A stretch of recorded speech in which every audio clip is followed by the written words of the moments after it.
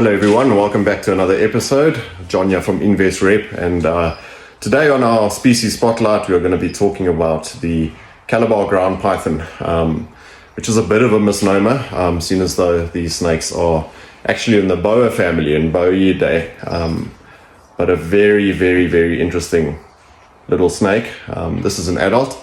They typically get to about 80 or 90 centimeters long, fully grown. And these guys occur in Africa from Central to West Africa. But a fascinating little burrowing snake that we thought we would highlight today. And what makes these guys interesting is that they are an African species of boa, which isn't too common to begin with. We are more known for our pythons here on the African continent. We do have a couple boa species, and this is one of them. But unlike most other boas, these guys lay eggs.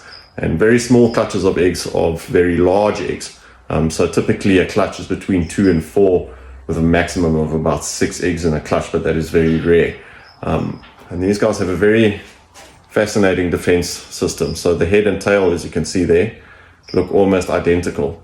And as a rule, these snakes don't bite because that'll give away its defense. So you can see it moving its tail as if it's the head, and what these snakes will often do is roll up into a tight ball and make the tail very visible so that a predator will attack the tail rather than the head.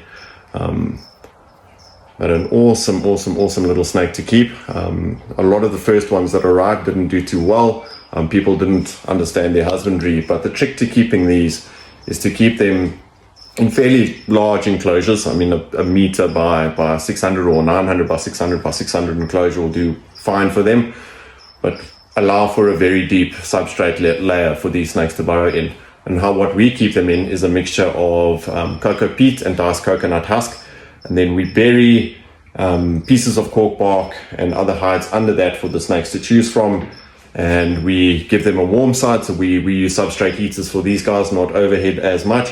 You can use overhead heating and bring up the ambient temperature in the enclosure for them, but typically we provide a warm spot using a heating pad that the snake can't make direct contact with to one side of the enclosure, and we control that temperature with a thermostat so that the snakes can thermoregulate on their own in the enclosure.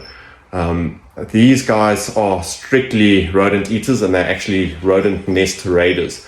So how we feed these is by placing their food inside a tube or the hollow cork bark that's buried in the substrate, and we feed them several prey items in one sitting. So typically my adults are eating between 3 and 5 rat pinkies to rat pups every week. They do need to be fed more regularly than other boa species. They seem to have a very high metabolism. So weekly feeding is recommended for them, and don't try and go past 2 weeks without feeding them if you can avoid it. But yeah, typically by placing their prey items in a bowl or a tube to mimic a rodent nest, and then these snakes will go down there and eat at their own leisure.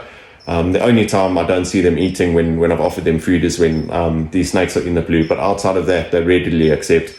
So if you manage to get these in good condition, you don't handle them too much. They do stress out from excessive handling, which is a bit of a pity because it's a snake that doesn't bite as a rule. So people do like to handle them because of that, but it is easy to stress them out to the point that they start losing body condition and will eventually die if they are handled excessively. So it's an interesting snake to keep. You keep them in deep substrate. They do come to the surface at night, I've seen quite often, where they come out on the surface and explore, looking for food, things like that. I've also seen them climbing in naturalistic enclosures where I've set up branches for them to climb around. So they don't seem to be strictly arboreal. They will climb about a bit, but during the day, pretty much buried, and they'll come out at night. So it's a snake that you'll appreciate and observe like that if you're keeping them in your collection. Don't fiddle with them too much. Don't handle them too much. That will stress them out. And then the feeding of the neonates. So to date, these haven't been bred in South Africa. They've been bred elsewhere in the world, but not too many times. So we are going to attempt to breed these this year. And the keeping of the babies, from what I understand, is very similar to the adults. Just smaller size enclosures or tubs, again with deep substrate. and you're feeding them little pinky mice that they readily accept. So the babies are actually quite large from what I've seen from other breeders. The eggs are very large from these snakes that the babies hatch out, quite large and take pinky mice quite readily. And then another interesting feature of the snake is that when these snakes hatch, the egg tooth is actually on the tail. So they actually open the egg with the egg tooth on the tail, not conventionally. The snakes having the egg tooth on the front lip, in front of the head there to open the egg up. So there we have it.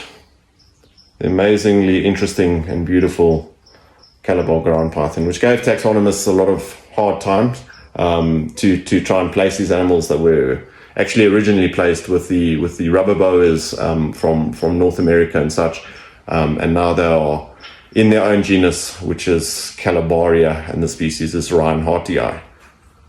But yeah, an interesting boa that lays eggs from Central and West Africa. Thank you very much, guys, and we will see you in the next video.